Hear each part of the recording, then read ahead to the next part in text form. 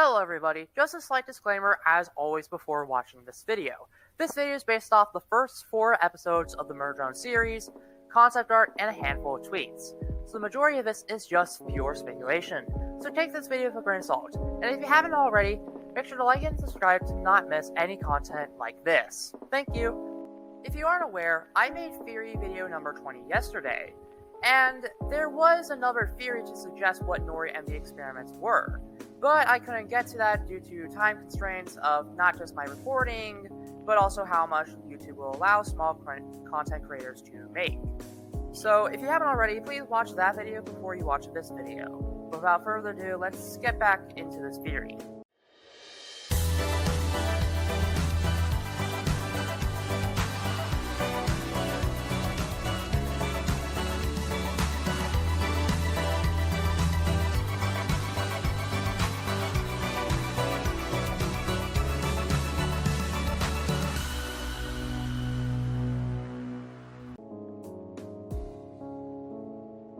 If you haven't seen theory video 20, you know that there are constants to my theory, or info that stays the same throughout both theories. To quickly recap what those constants are, Constant 1, a lab was built under Camp 98.7. Constant 2, after a large callback, J.C. Jensen decided to secretly experiment with the Absolute Solver. Constant 3, the callers Nori, Yeva, and a few others were to distinguish themselves from the rest of the worker drones.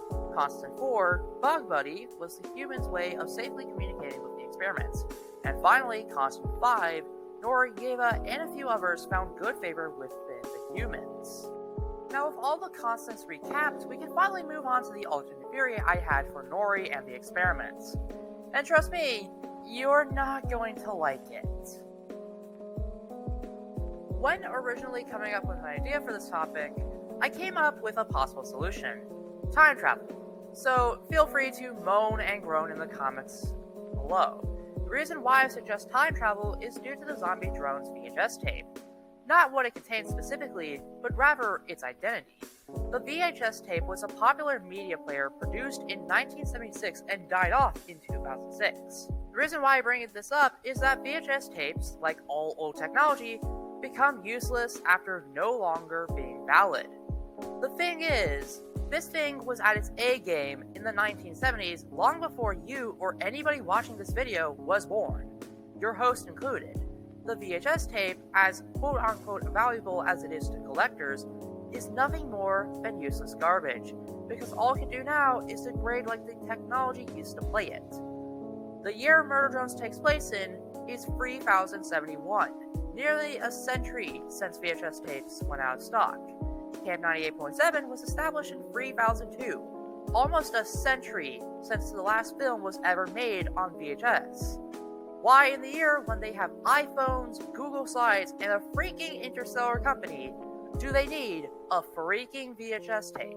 The only answer I could come up with was time travel. The Zombie Drones VHS tape was made by J.C. Jensen. In what year we still don't know, but this tells us that J.C. Jensen was around since 1970. Or something else. You know what wasn't around in 1970? Drones. In fact, if you look up a 1970s robot, all you can find is a metallic box with millions of buttons, screws, and insanely short arms. This leads me to ask another question.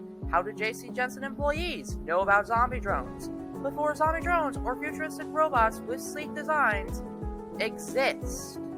Time travel.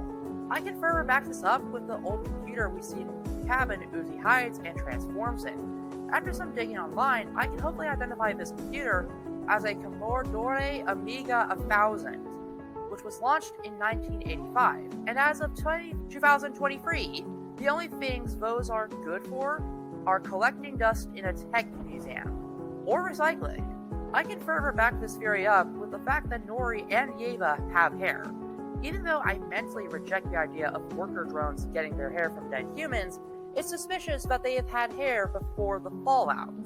While you could argue that they got it from the dead humans due to the failed cryostasis, we see them with what appears to be lanyards that could also identify themselves as J.C. Jensen approved employees. If that does happen to be the case, then they couldn't have been able to pluck it off dead humans, because the humans weren't dead yet. These pieces of evidence help to prove the argument that there might be some time travel shenanigans going on in Murder Of course, this photo was the exact same photo that had Khan wearing a mustache, which is associated with dads, and he wasn't a dad yet. It's like I said, you guys are probably not going to like this theory, and neither do I. So what's the second theory here? If you don't recall, I once said that in one of my previous theories that J.C. Jensen was originally S.C. Johnson. And well, I did my research. My theory is that somewhere, somehow, S.C. Johnson intercepted or gained J.C. Jensen's information, all stored in VHS tapes and other media that would be relevant at the time. If you don't know, S.C. Johnson was founded in 1886, making it 137 years old by modern standards. At that time, it's possible that an employee or CEO intercepted this technology, which I believe was provided to them by a white hole or the opposite of a black hole. If you're like me, you've watched too many Kurzgesagt videos. You would know that about the theory that a black hole would have an opposite end known as a white hole, or simply whatever gets sucked into a black hole is eventually spit out by a white hole. While this is just something scientists made up, Murder Drones is a sci-fi series, so we have yet to see what other stuff Glitch and Liam have in store for us. As for my concluding thoughts, you may wonder what this has to do with Nori, Gaba, or the company. Well, you could say that Nori and the other experiments weren't just experimented on, but were also paradoxes, and J.C. Jensen marked them for disassembly so that they could be separated from the other worker drones, as not to possibly spread the Absolute Solver. They would be transported to Camp 98.7 so that they could be tested or extracted to see what Absolute Solver could do. When out of the lab, Nori and the others tried their best to warn the workers about the coming Sky Demons, Singularity, and the Absolute Solver by drawing pictures that expressed fear. And while Khan focused on building Nori some doors, Nori could attend to other matters. And that's it for this theory. I hope you have enjoyed it. The secret word for this week is #BooTimeTravelTheory. I hope to make some more theory videos this week, but as for now, this is all that we have for today. So remember to like, subscribe, and stay tuned for any new videos. Thank you.